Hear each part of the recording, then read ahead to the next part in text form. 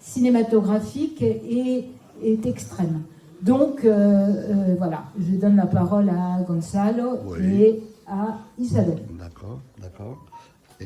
Merci, Elena. Et, donc, effectivement c'est l'occasion de voir des films qui, pour nous, sont vraiment du patrimoine absolu et du cinéma politique uruguayen. Des courts-métrages qu'on connaît certains, pas tous, qui sont très vus, un peu vus, pas du tout vus, pour plein de raisons, d'ailleurs, que Isabelle va nous raconter. Et donc, on a l'occasion d'être avec Isabelle, qui fait un travail tout à fait exceptionnel, et contre vent et marée un peu, et pour essayer de restaurer et de préserver le patrimoine audiovisuel du cinéma politique, on va dire, uruguayen. Donc on va commencer par ce qui était écrit dans l'invitation. Après ça a augmenté un peu les courts-métrages. Ça fait en effet, comment on dit, tequila. Non, maté. Et donc... Liberarse. Donc, on a une vidéo de Mario Handler et Mario Jacob qui ont réalisé ce film. Mario Handler qui vient de faire une conférence en Uruguay sur ce film. Donc, on va écouter des extraits un petit peu de comment il motive ce travail. Mais peut-être, Isabelle, d'abord, tu peux nous raconter un tout petit peu les cadres, c'est quoi ton boulot, depuis quand et pourquoi et comment ça va.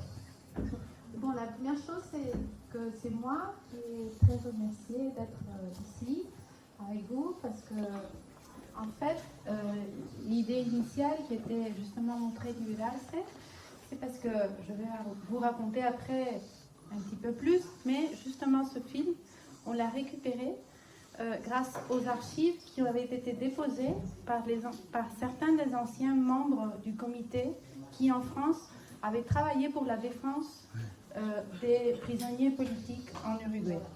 C'est-à-dire, c'est les antécédents d'Andrestan. Et en fait, la première raison, c'était, bon, il y a des étudiants, il y a des chercheurs, il y a le public qui a dû voir ces films en Uruguay, mais ce film, il n'y avait aucune copie en Uruguay. Il y avait une boîte entre les boîtes qui avait été déposée par le comité au musée de la mémoire Montevideo, mais c'était une boîte qu'on ne savait pas très bien ce qu'il y avait dedans. Et à partir des recherches, que je peux vous conter d'une façon plus générale après, on a identifié que c'était le film Liberarse dont on n'avait aucune copie au pays à ce moment-là. C'est-à-dire que la première raison pour laquelle ça a été très sympa de la possibilité de venir ici, c'est une façon de restitution du mémoire qui existe, parce qu'il y a un comité qui, en France, s'est préoccupé pour conserver une mémoire cinématographique qui, sinon, serait complètement perdue au pays. Parce que ce même film est peut-être déposé dans d'autres archives, en Europe, en Espagne, en Italie, mais c'était très difficile pour l'Uruguay d'avoir accès au film. C'est-à-dire que c'est grâce à cette histoire de longue durée des Uruguayens en France qu'on a pu récupérer ce film. C'est la première chose que je voulais dire, parce que c'est pas qu'on a décidé de projeter ce film pour une raison quelconque, c'est parce que on considérait que c'était important faire cette dévolution à la communauté d'Uruguayens et de Français solidaires avec les causes uruguayennes qui sont ici en défendant des sujets qui peut-être ne sont pas encore cicatrisés dans le pays. Et c'est-à-dire qu'il y a une lutte qui continue, qui n'a pas fini, mais toutes ces petites actions sont des actions de mémoire, de conscience, de connaissance du passé, et bon, on ne voulait absolument pas manquer la réunion avec ceux qui, en France, se sont tellement préoccupés de la mémoire de la société uruguayenne. D'un autre côté, je voulais aussi vous raconter que ce travail a été dans un contexte, c'est le contexte de création d'un laboratoire que je coordonne. Ça fait ça a eu tellement d'étapes que je ne pourrais pas vous dire si ce sont 10 ans ou ce sont 15 ans. Mais en fait, on a créé, comme il n'y avait pas d'action en Uruguay orientée à récupérer les archives cinématographiques, qui sont des archives certainement plus difficiles de récupérer que d'autres documents historiques, parce que on peut, si on a une lettre d'un vieux prisonnier politique qui a été prisonnier et on a gardé sa lettre, on peut parfaitement ouvrir la lettre et la lire et savoir ce qu'elle dit. On peut parfaitement prendre notre portable, prendre une photo et envoyer ce témoignage par WhatsApp à tout notre groupe. Mais avec les films, ça fonctionne d'une façon complètement différente. Et pas seulement avec les films qui ont été produits au niveau photochimique, mais avec toute la chaîne de registres audiovisuels qui se sont faits tout au long de l'histoire. On ne peut pas prendre ces objets et voir son contenu comme dans d'autres types de documents. C'est-à-dire que pour essayer de les récupérer, il faut faire des travaux qui sont d'un côté très spécialisés, parce que ce sont aussi des matériaux hyper fragiles, avec des compositions photochimiques qui sont très instables et se détériorent beaucoup plus rapidement que les mémoires des moines du XIIIe siècle qu'on conserve ici aux Archives nationales. Et d'un autre côté, du moment où l'audiovisuel a évolué, les supports sont encore plus fragiles. C'est-à-dire que c'est une histoire qui est chaque fois plus difficile de résoudre. Alors, c'est pour ça quand il n'y avait pas une institution de l'État qui prenne en charge, on avait fait un diagnostic sur la quantité d'archives cinématographiques qu'il y avait dans les archives uruguayennes, à la Cinémathèque uruguayenne, à l'université, au ministère de la Culture.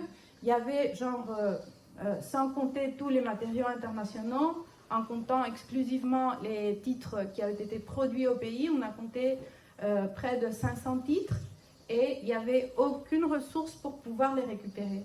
Et alors à l'université, on a créé ce laboratoire, qui est un laboratoire qui n'a jamais eu un grand budget, c'est-à-dire que toutes les technologies qu'on a créées pour pouvoir récupérer ces films, ce sont des technologies fait maison, qui ont la question de que pour construire chacun des appareils, ça nous prend du temps, ça nous prend des projets entiers de recherche scientifique pour pouvoir le faire, mais aussi ça a une contrepartie, c'est qu'à différence d'autres pays du monde qui achètent des softwares et les hardware pour récupérer les matériaux audiovisuels, en Uruguay, on le fait à partir d'équipements qui sont créés par l'université, et alors ils sont open source, et tantôt au niveau du hardware comme du software. S'il y a quelque chose dans mon français qui va mal, vous me le dites. Et en deuxième terme, comme à nouveau, il n'y avait pas une politique d'État qui dise bon, à partir de maintenant, on va faire du titre 1 au titre 500. Pour pouvoir faire tout ce travail, on a dû nous présenter à nouveau à des projets, à l'université, aux agences nationales de recherche scientifique, pour pouvoir, à travers différents projets, récupérer les différents fonds d'archives qui existaient. Bon, pour pouvoir le faire. On est en train de le faire. Non, c'est quelque chose qui prend beaucoup plus de temps quand on n'a pas une politique d'État bien précise. Parce qu'en fait, 500 titres pour un pays comme la France, c'est rien. Mais pour l'Uruguay, c'est beaucoup. Bien sûr, bien sûr. Et alors, il y a un des projets qu'on a mis en place, que c'est un projet qui s'est appelé le cinéma uruguayen et la lutte contre l'impunité. En fait, dans ce cas, ce n'est pas le Centre de recherche scientifique qui a financé ce projet, comme dans d'autres cas, comme par exemple le cas des Nitrades, les films plus anciens, mais c'est la commission d'extension universitaire. C'est plutôt les activités orientées à voir comment les connaissances de l'université sont reconnues ou connues au niveau des associations, des élèves d'école, des quartiers. Non ?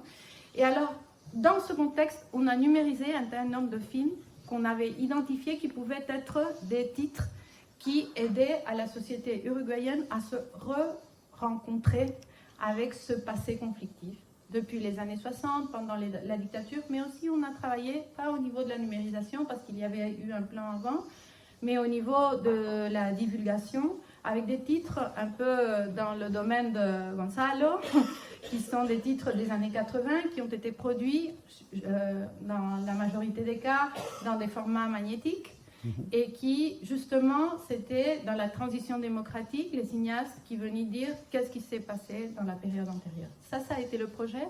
Dans ce cadre, on a numérisé un tas nombre de films. Aujourd'hui, on va voir certains d'eux. On va parler un tout petit peu des films avant de les montrer. Je ne sais pas si vous voulez faire chronologique ou vous voulez commencer. Chronologique.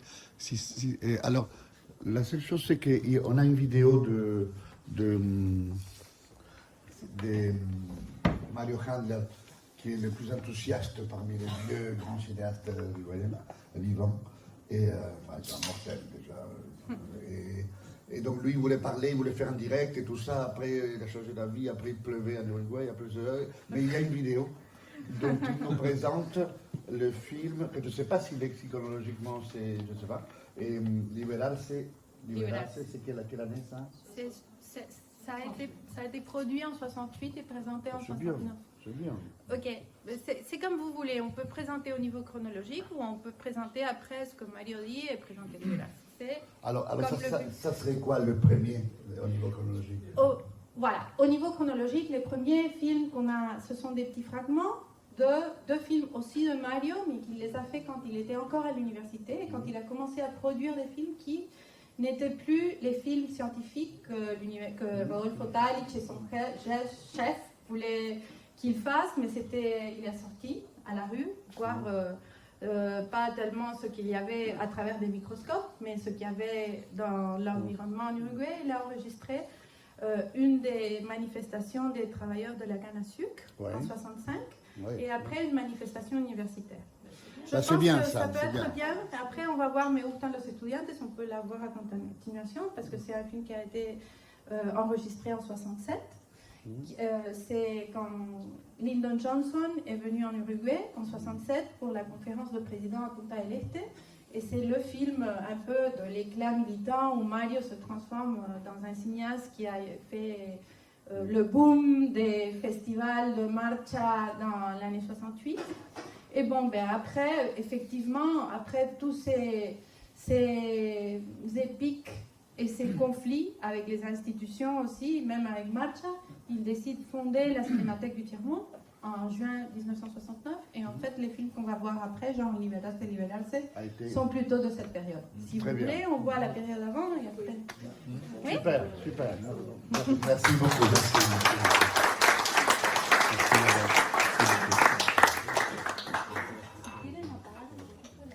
Claro.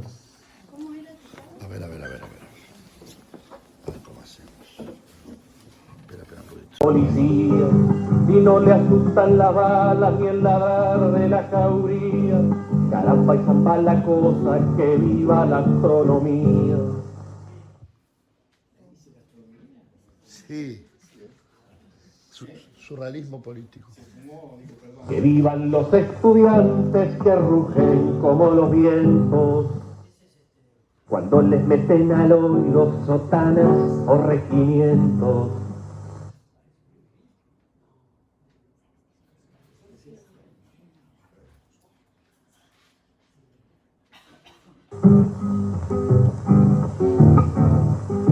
Pajarillos libertarios igual que los elementos, caramba y zamba la cosa, vivan los experimentos.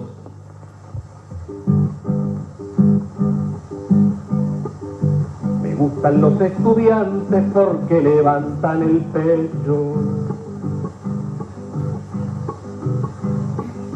cuando les dicen harina sabiéndose que es aprecio, y no hacen el sordo mudo cuando se presenta el hecho. Caramba y zamba la cosa, el código del derecho.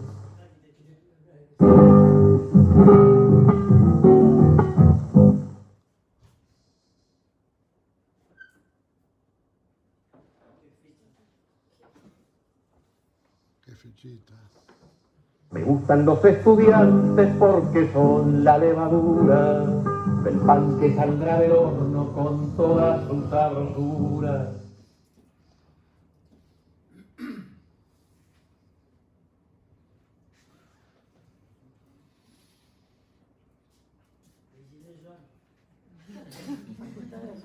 para la boca del pobre que come con amargura. Caramba y samba la cosa, viva la literatura.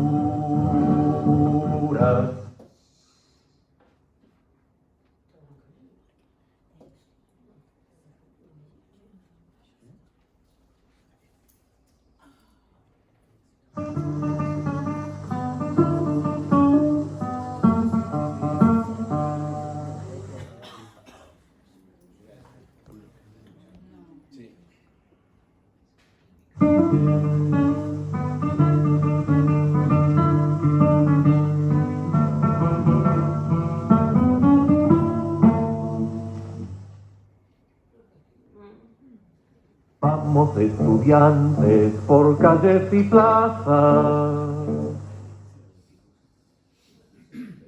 Vamos compañeros con la frente alta.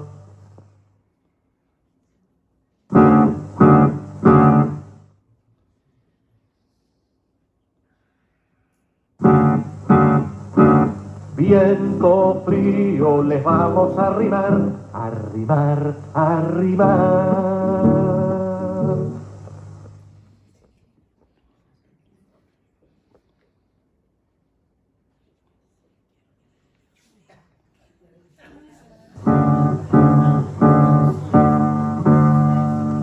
Sobre el aire oscuro vamos a vencer.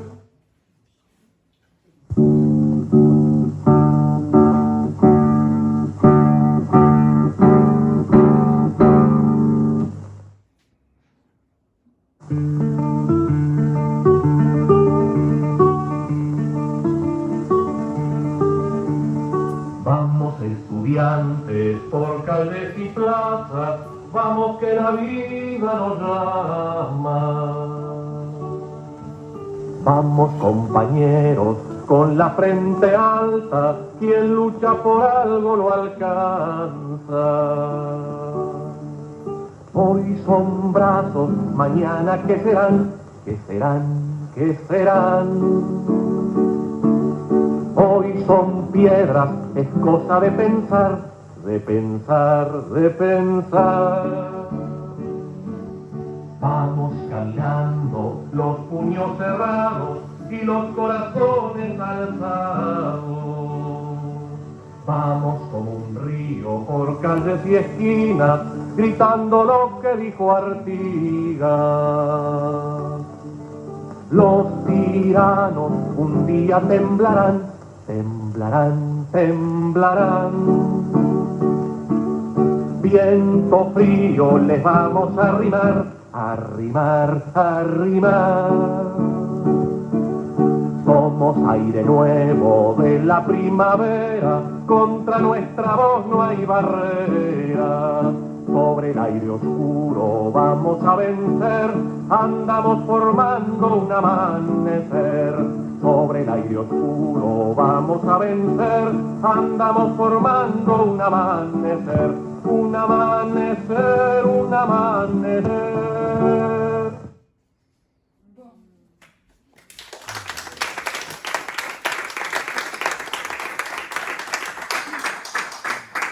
Alors là, maintenant, je dois voir si je comprends cet ordinateur.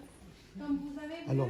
c'est une numérisation qui n'est pas... Il n'y a pas de restauration. Les traits, ce sont les traits qui se produisaient dans les films parce qu'ils étaient très projetés. Alors, ce qu'on va voir après, on va voir des films qui ont été moins projetés et on les a laissés justement parce que c'est un film qui s'est transformé dans un icône de la militance politique.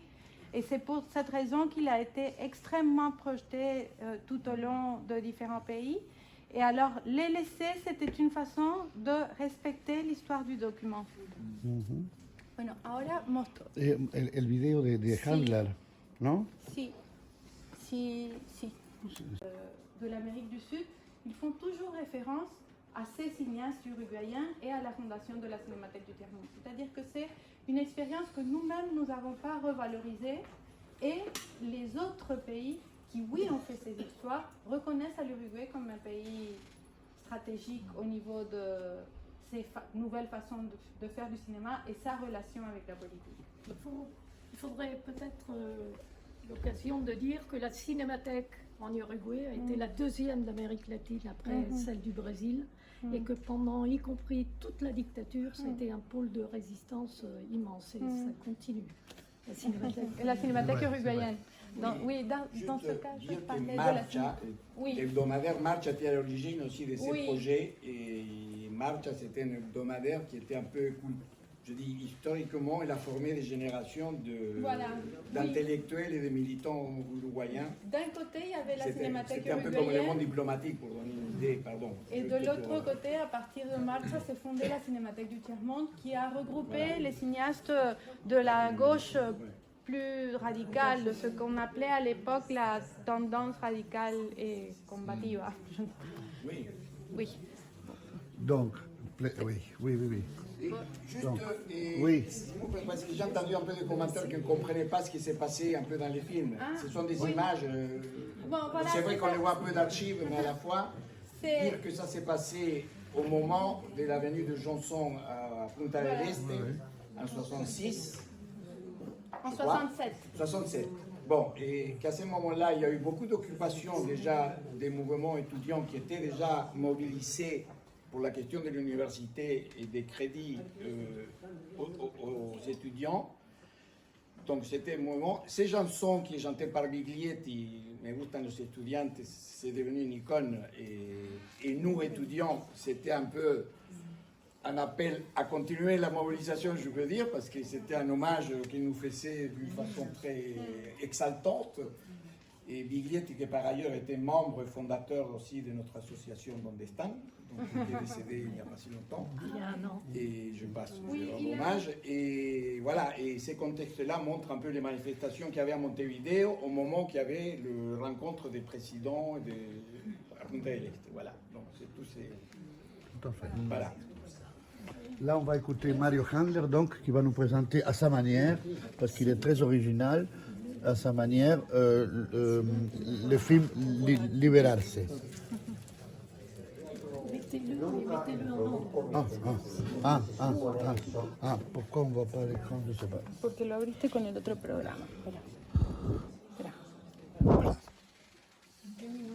Pachecato, du gouvernement de Pacheco Areco, que ces films ont été censurés. Comme maintenant un an de manifestations culturelles, de médias de prensa, Des moyens de communication. les moyens de communication, les médias, en fait. Et c'est aussi, pour revisiter ce film, intéressant, voir que Arce, on dit historiquement qu'il a été le premier étudiant qui a été tué par la police, il y a eu d'autres cas dans les périodes précédentes de l'histoire de l'Uruguay, mais Liberarse, c'est vraiment le premier symbole, c'est le premier enterrement dans l'université. Et en plus, c'est un grand moment de conflit interne entre les différentes tendances de gauche à la fédération d'étudiants. Et c'est vraiment le film qui revendique la version des plus radicaux envers les communistes qui sentaient que Liberarse était communiste et c'est leur symbole. Et moi, c'est important de dire ça dans un ensemble de public qui est d'une génération qui a vécu ces événements, parce qu'en général, ce sont des discussions qui ne sont pas explicites, ni pour les étudiants, ni pour les nouvelles générations. Et c'est important de revoir ces sources aussi pour revisiter et recomprendre les conflits qu'il y a eu au sein de la gauche à ce moment-là.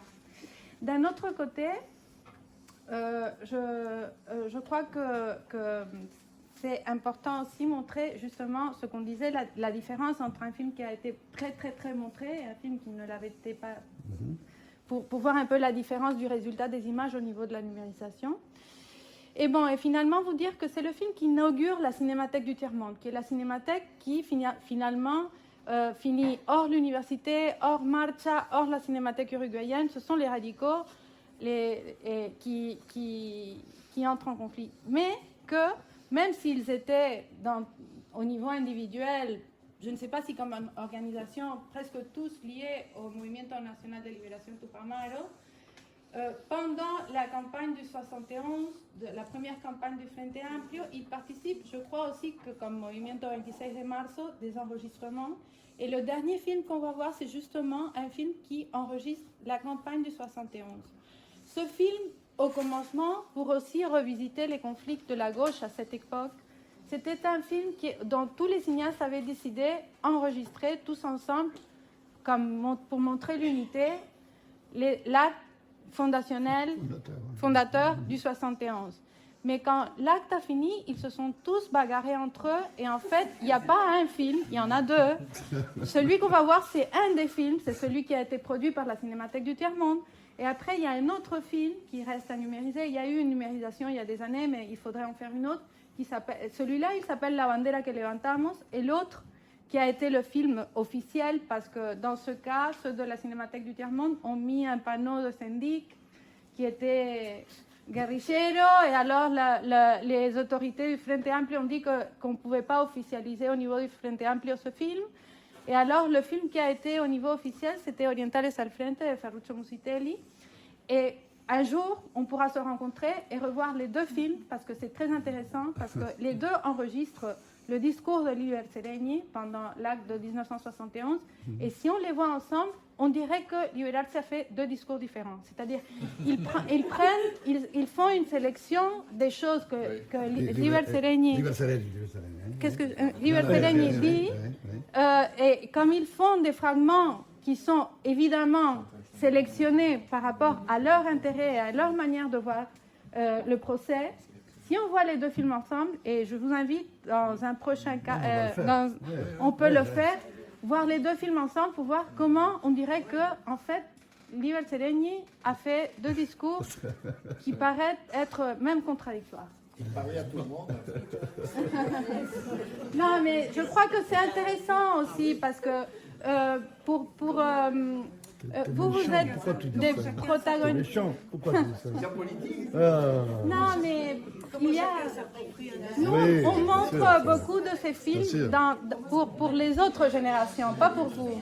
Pour les étudiants. Nous, pour c'est ceux bon. qui ne- Nous, c'est bon. Mais je crois que c'est intéressant de revoir ces procès parce que pour vraiment mûrir et sortir de certains problèmes politiques qui existent aujourd'hui aussi, c'est intéressant. Alors, de vuelta. Una artigas además, la patria te dijeron mal, la patria la de Artigas, la tendremos que hallar, por más que se nos vuelva aguja empacar. La patria, compañero, la vamos a encontrar, la vamos a encontrar, la vamos a encontrar. La patria, compañero, la vamos a encontrar. Ouais.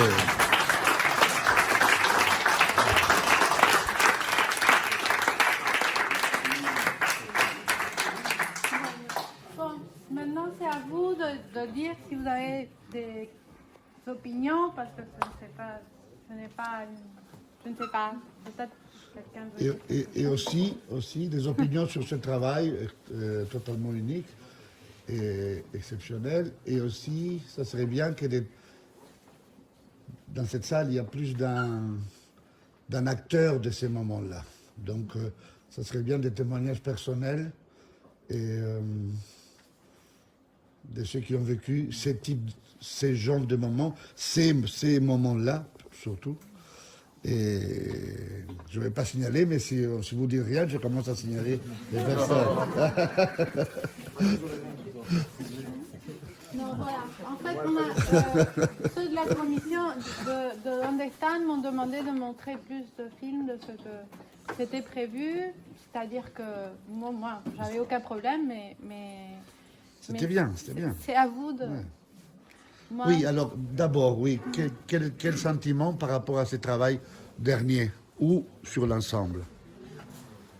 Qu'est-ce que ça vous inspire? Lui, il faisait la filmation, mais aussi il faisait les montages.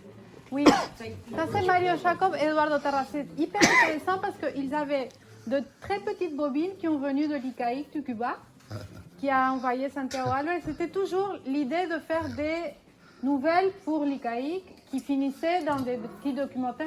Ils n'avaient pas les ressources réelles comme pour faire un travail plus journalistique. Ouais, c'est des bobines de 3 minutes. Hein. Voilà, alors comme elles étaient très petites, ils ont réussi à trouver le discours écrit enregistré avant pour pouvoir savoir juste en quel moment mettre à enregistrer la caméra. Ah, parce C'est qu'ils une avaient vraie l'accès au sélection discours. du discours. Qui a fait le travail d'édition de ces films? Mario Jacob et Eduardo Tala. Il y a Et c'est l'histoire, il y a une cohérence dans l'histoire, ouais. mais on voit que les images sont différentes. oui. Et moi, dans ce film, ce que j'adore, c'est la danse du final. Parce que pour nous, votre génération, c'est la politique, les réunions, les positions. Le Frente Amplio, c'est la cohérence, la rationalité, de faire l'unité de la gauche. Et cette danse du final, c'est vraiment le poro de libérer. Et pour moi, c'est très sympa parce que ça me décontracture par rapport à mes parents. Et c'est ces films dont on a... Les étudiants n'avaient pas cette sérieux-là. Les étudiants qui ont Non, je été des sais, mais en protagonistes réalité, le discours, toujours... importants étaient traversés par les Beatles, Les les grands- Rolling Stones, et Bob Dylan, et John Baez. Non, je sais, mais en On réalité, allait aux l'histoire- barricadas et manifestations, et les soirs, on allait voir la bière et chanter. Et c'était comme ça.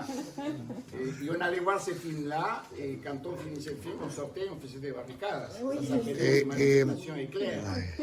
Ça durait 10 minutes, mais c'était une façon de... C'est de ces films dont il y a deux versions.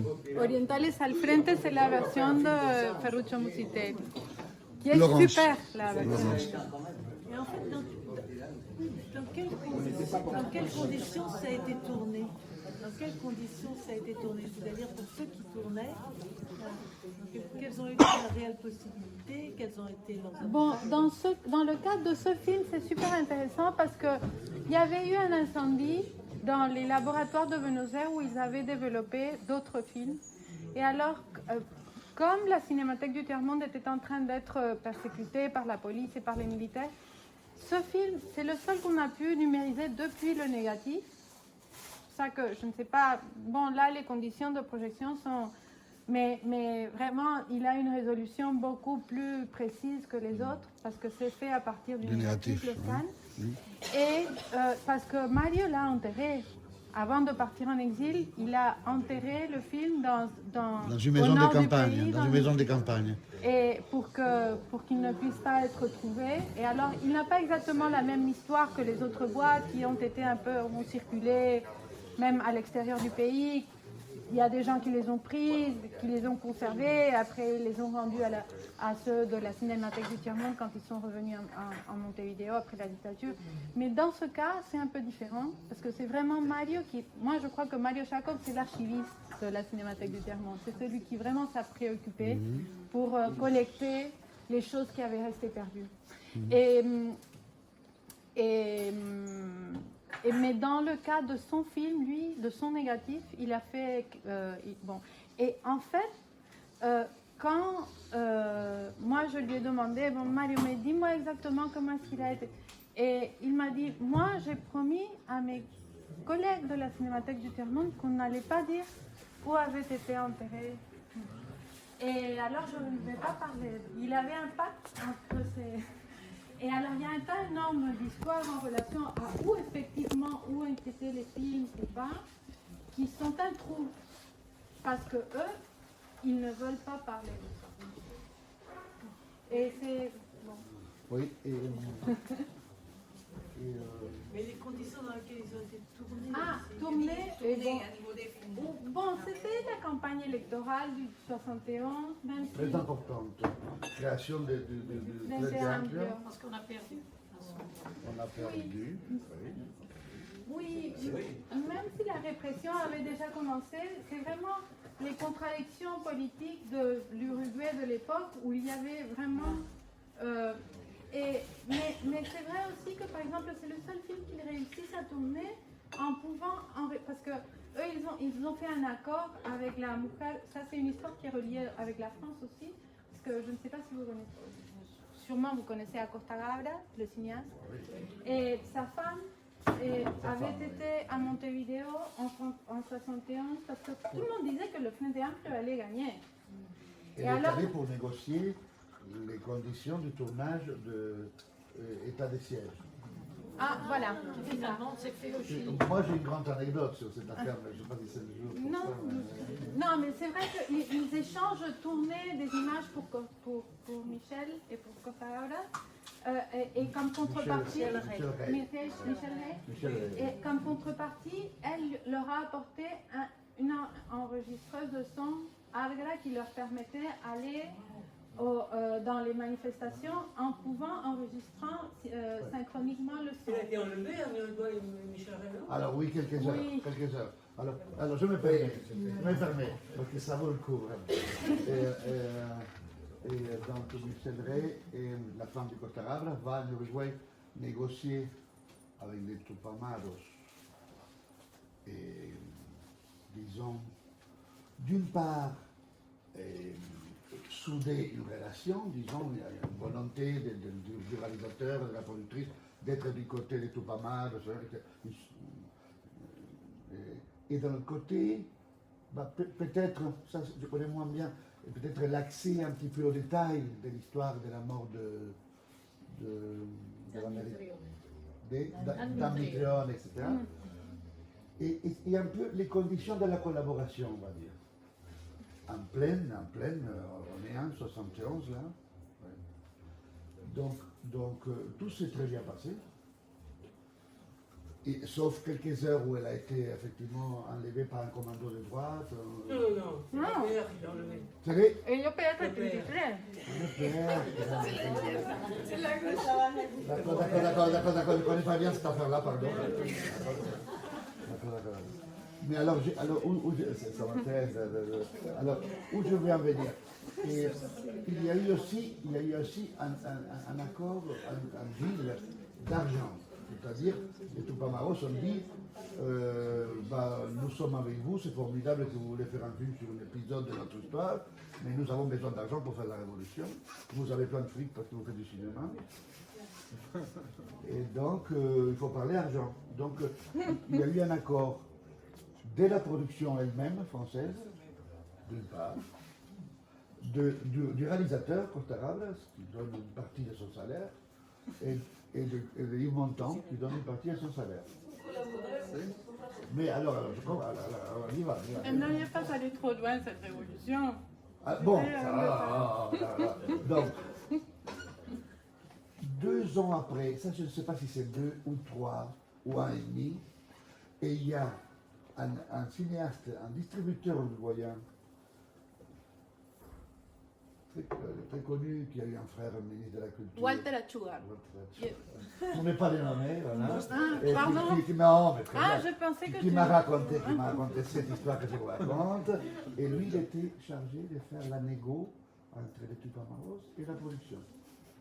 Parce qu'il fallait quelqu'un quand même. Et donc, au bout de, je ne sais pas si 1 an et demi ou 2, après la prod, et la sortie du film, les Cannes, le machin, je ne sais pas, Berlin. Et bien, Costa Brava a honoré son engagement, la production aussi, mais pas Yves Montand. Voilà. C'était déjà des préalables. Voilà. Et donc est venu Walter, est venu à Paris pour essayer d'arranger cette histoire-là. Donc il appelle Costa Brava, qui sait très bien pourquoi il appelle. Et il s'énerve et tout ça, mais il ne peut pas ne pas le recevoir, donc il le reçoit dans sa fameux appartement de la place Dauphine, île de la Cité. Donc, racontée par Walter, cette histoire, il y a quelques années. Il ne veut pas que je la raconte, parce qu'il dit qu'il faut que tout le monde soit mort avant de raconter ça. Moi, je ne suis absolument pas d'accord. Oui. Et il ne faut pas que... Moi, j'aurais il faut bien que voulu Costa soit envoyer. mort, il faut que Costa soit mort. Alors, il n'a pas... Ça meurt vite. Et surtout que Costa a été nickel. Et que celui qui n'a pas été nickel, il est mort, voilà. Et donc, et donc il y va, il arrive, Yves Montand lui ouvre sans envie les portes de son grand appartement. Il y a sa femme Simone qui est à côté de la fenêtre en train d'écrire ou de faire un truc genre je ne me mêle pas de ça. Et alors ça gueule, ça va pas du tout. Ça va pas du tout. Et à un moment donné, il lui dit, raconté par Voltaire. Il lui dit, il m'entend, il dit, d'ailleurs, tu fais chier avec tes 5000 francs. Mais 5000 francs? Non, mais 100 000 francs. 100 000, pas 5000. Oh, tu fais chier, je ne peux pas, je ne peux plus te voir. Ah, tu ne veux plus te voir. Alors il s'approchait de la fenêtre qui donnait sur la Seine. Dans appartements, pas nous qui habitons là, c'est eux. Et alors, il voit, donc il lui dit, ah, il m'entend, viens, je te montre un truc. Qu'est-ce que tu as montré? Viens. Alors il vient sans ami, et donc il y a un banc, il y a la Seine, là, du côté et il y a un homme de dos, assis dans le banc, et à côté, effectivement, il y a comme une espèce de masse, et un journal par-dessus. Un peu bizarre, c'est vrai que c'est un peu bizarre, c'est pas les choses qu'on voit tous les jours sur les bancs. Hein. Et alors, il dit, mais qu'est-ce que tu me montres là? Mais c'est quoi? Non mais c'est juste, je te dis juste que rien, qu'on n'a plus patience. Alors, tu te casses, je te rappellerai. Bon, alors, il est parti, sans se dire au revoir. Il est monté sur la bagnole et il s'est dit, et là c'est fini, hein, ça finit dans pas longtemps. Et il dit, il va sortir là. Je sens qu'il va sortir. C'est à l'époque on s'est garé par là-bas, on n'a plus se garer. Donc il avait sa bagnole et il a attendu, comme dans les films français. Il est sorti au bout de 10 minutes. Il a pris sa bagnole, il l'a suivi à la bonne distance, comme dans les films français de l'époque. Et National 7, le sud, mais vraiment, orange, vers orange. Il sort de la Nationale, il va dans un hôtel-restaurant, un peu rond, très français, ce genre de trucs. Et alors, au bout de quelques minutes ou quelques temps, ça s'allume en haut. Ça joue. Apparemment, Ymonton n'avait pas de fric parce qu'il dépensait beaucoup, et donc il voulait gagner de fric pour ces salopards qui les faisaient chier. Et donc voilà, au bout de 2 heures, lui il a appelé dans le téléphone public, dire voilà, est-ce que je veux parler à M. Monton? Mais vous êtes qui? Bah moi je suis un tel, et moi je sais qu'il est là. Alors, et au bout de quelques minutes, ça s'est éteint, toute la chose en haut là. Et il a décidé de ne plus embêter, de ne plus continuer l'histoire. Il ne m'a jamais dit si ce fric a été pris, a été payé par. En principe, non. Et non. Non, voilà, c'était une grosse parenthèse. Hein. Elle est sympathique. Le film a été fait au Chili quand même. Le film a été tourné au Chili parce qu'il ne pouvait pas être tourné en Uruguay. Hein, et comme Santiago est très similaire à Montevideo, donc le Santiago de Allende. Oui, voilà. C'est des belles époques. Hein. Donc, on m'a dit qu'il y avait au moins un compagnon, que je sais qui c'est, mais je ne vais pas le regarder, qui faisait, en parlant sérieux là maintenant, là c'était une petite blague, machin, et qui était garde, qui a été dans la garde d'honneur de Liberarse, c'est-à-dire de sa dépouille. Eh ben, on aimerait bien l'entendre. S'il veut bien, s'il a envie, bien sûr. S'il a envie. Alors, ce qui est bien dans le film, Oui. c'est qu'il y a quelque chose qui ne sont pas vraies. Donc, premièrement, Oui. Yves Montand est tellement bon qu'il leur rend Mitrione sympathique. Sympathique, c'est vrai. Et puis, il y a l'histoire du transport de Mitrione avec un médecin. Qui l'a transporté. Mitrione, il a été exécuté et il n'y a pas eu de transport. C'est un autre collaborateur anglais et américain qui s'appelait Fly. Si, oui, bien sûr. Et qui a fait un infarctus. Mais mon père, qui était le professeur de cardiologie, a été kidnappé par les Tupamaros pour faire le transport depuis la prison à l'hôpital. Et donc là, ça ne correspond pas tout à fait à la vérité. D'accord. Fly, je me rappelle de Fly, oui, bien sûr. C'est un ingénieur Fly, agronome. Exactement. Et ils ont fait ça le jour où il y avait un classico, Oui. qui comme d'habitude a été gagné par National. Non, non, non, non, non, non, non,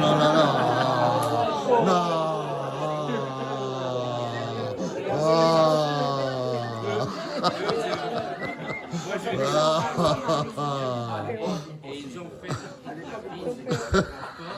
au moment où il y avait le classico, parce que toute la police était au stade. Bien sûr. Donc, c'est pour ça qu'ils l'ont fait. D'accord, à ce moment-là. Non, mais Guillermo, il faut que tu saches quand même que Peñarol, on est chaque penta champion du monde. Non, mais à l'époque, il y avait les fesses, les courses. Oui, voilà, non, mais non. On va pas renouveler les couteaux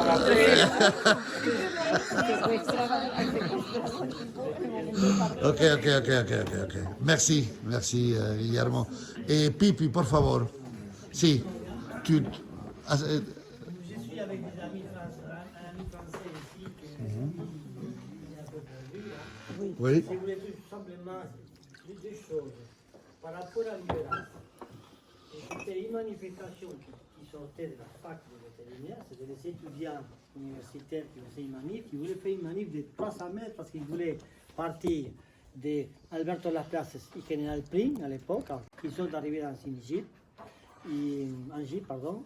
Et ils voulaient arrêter les étudiants. Les étudiants étaient un peu excités, énervés, tout ça, comme vous pouvez imaginer, mais ils étaient calmes, ils voulaient en fait prendre la rue.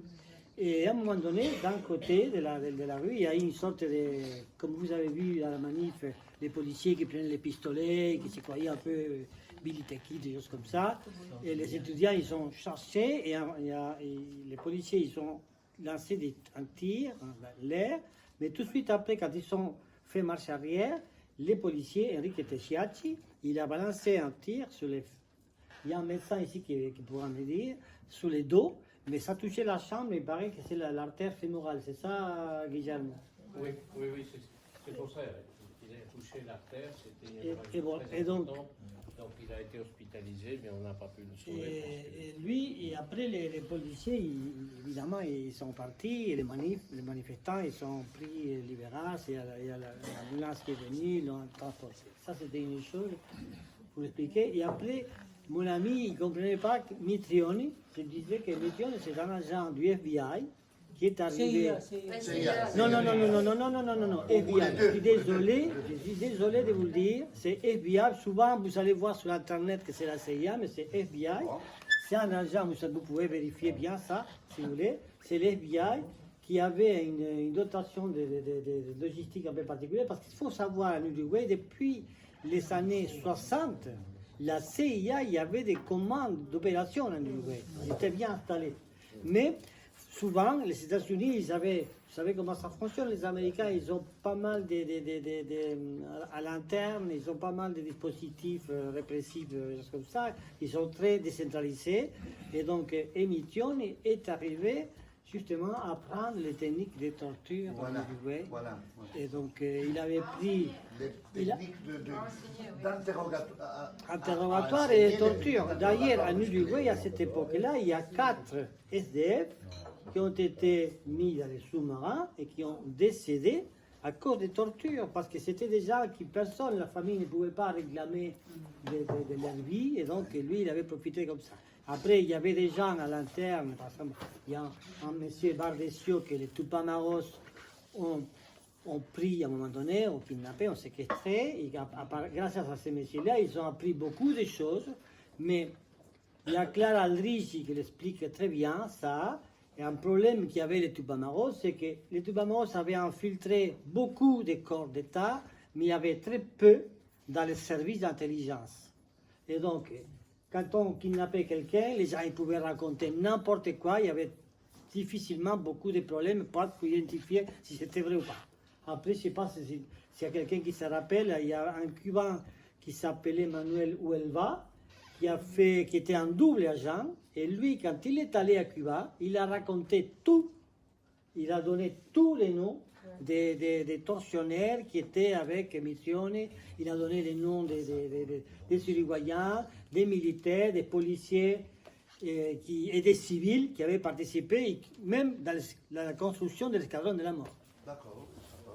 Non, mais je disais parce que parfois il faut situer par rapport à nos amis français qui expliquaient que le général Sereni, c'était un peu les leaders de la gauche uruguayenne à l'époque, et le Front élargi, c'est tout simplement un mouvement qui réunissait de tous les partis politiques.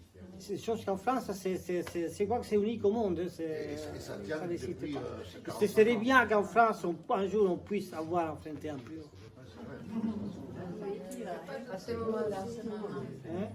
Surtout maintenant. Ouais. Et aussi, je me rappelle, dans cette époque-là, les États-Unis ont fait une donation à l'Uruguay d'un énorme ordinateur extraordinaire comme celui de 2001 Odyssée de l'espace. La 360. Ouais, voilà, un truc de la folie, quoi. Dans la fac d'ingénierie. Et c'est Lauro Sánchez. Voilà. Anto Mamaro qui l'a monté. Lauro Sánchez.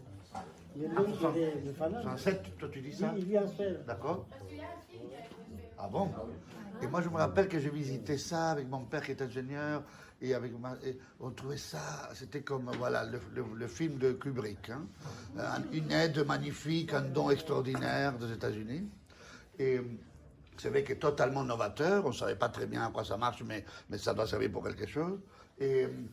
Mais on a su bien après que cet ordinateur extrêmement sophistiqué servait la nuit, pas les jours avec des étudiants du génie civil et du génie industriel et tout ça, mais la nuit pour classifier les interrogatoires des torturés.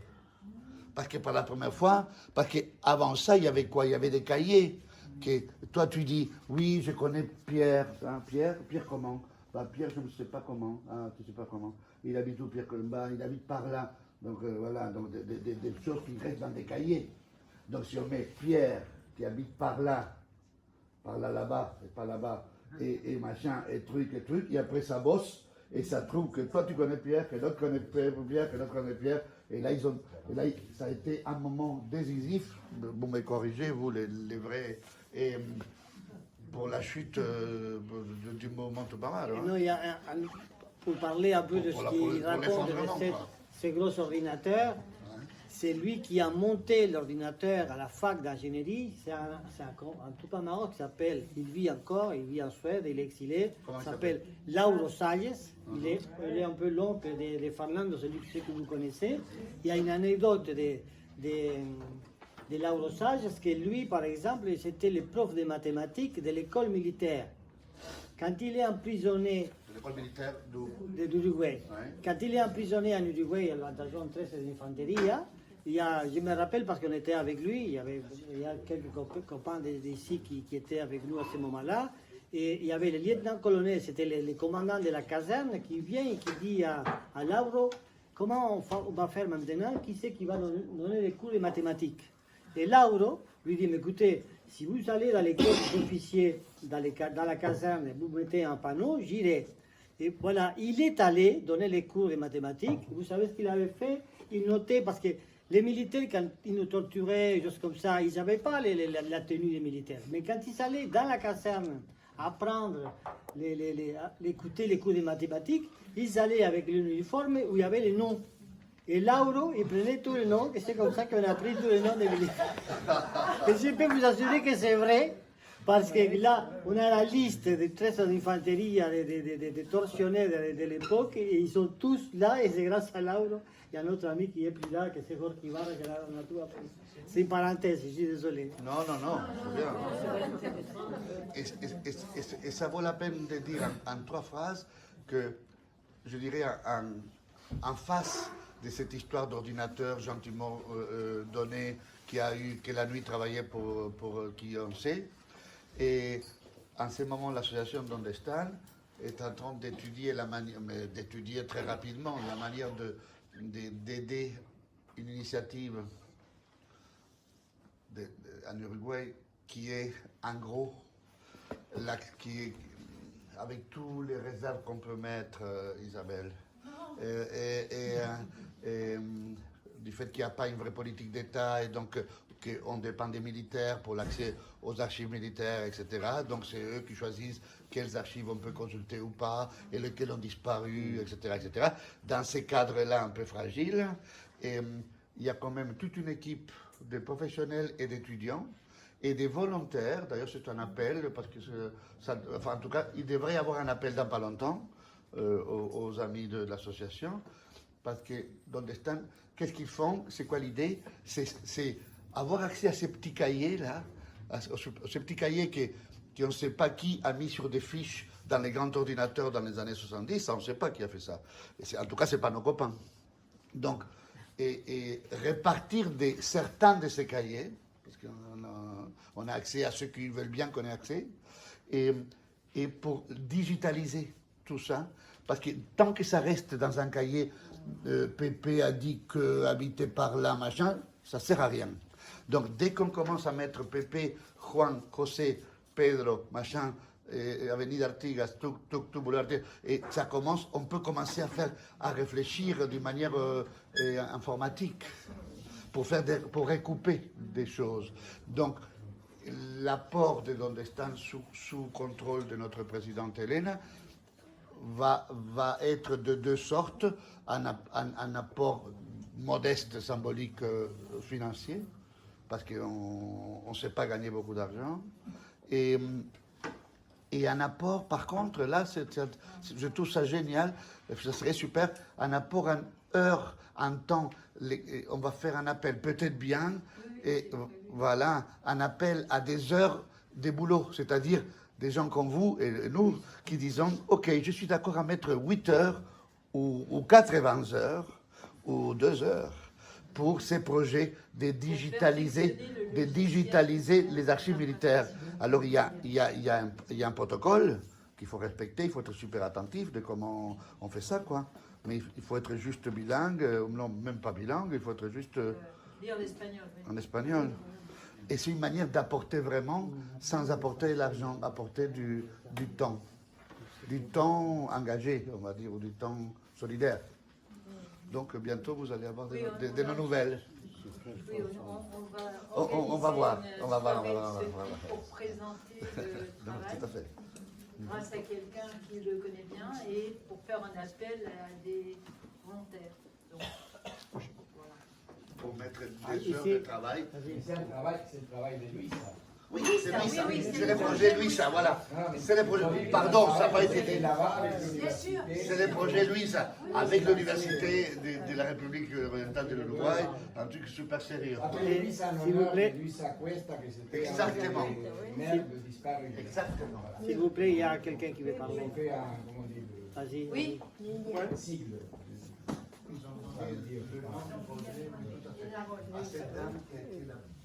vous plaît.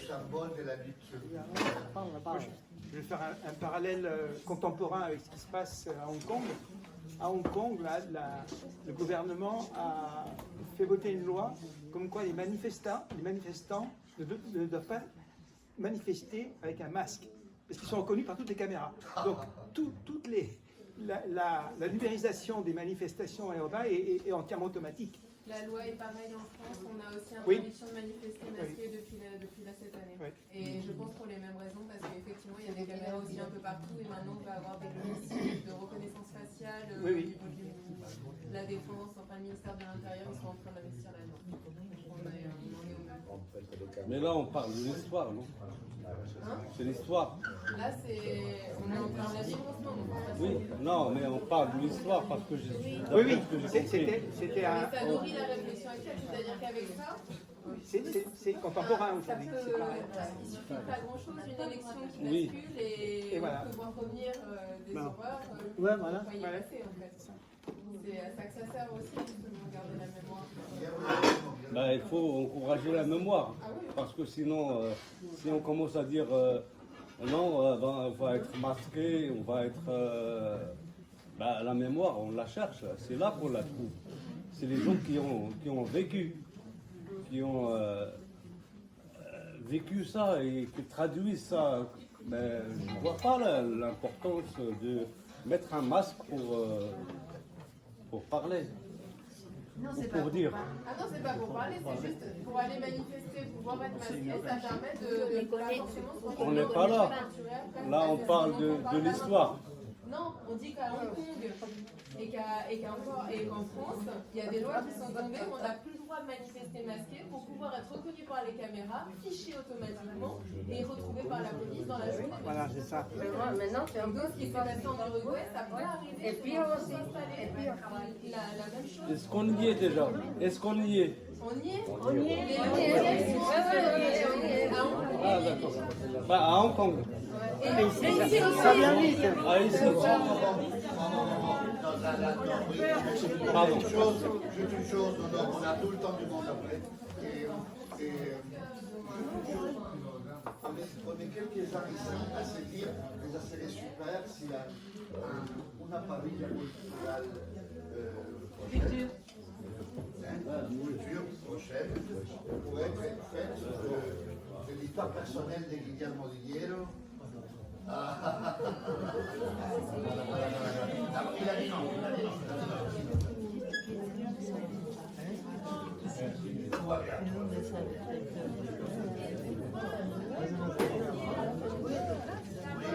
Menos mal que Guillermo es